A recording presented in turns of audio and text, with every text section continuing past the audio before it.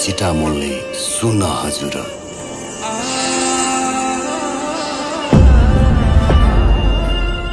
बड्डा आज त तिमी राजा अनि म रानी जस्तै भयौं त।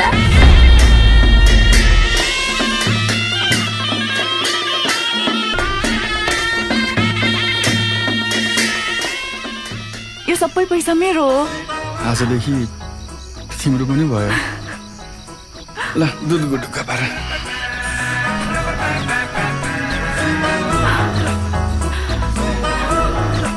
यत्रो पैसा त कहिले पनि सकिँदैन होला है। खर्च नगरी राख्यो भने चाहिँ कहिले सकिँदैन। मलाई अरू कुरा थाहा छैन। तिमीहरू मर बाँच, मलाई मेरो पैसा चाहियो बस।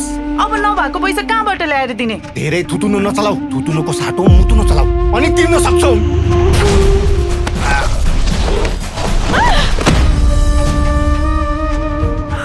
अनि केटाले चिलगाडी पनि लिन आउँछ भन्थिन आमाले।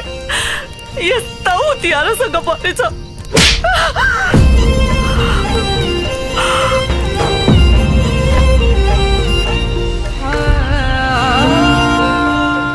जीवन भनेको यस्तै रहेछ, कहिले घाम कहिले छाया। सास रहन्जेल आस रहन्छ अरे, त्यसैले त तिमी फर्किने आसमा सास फेरिरहेछु माया। मुटु फुटी मन भाँचे झर्छु होला।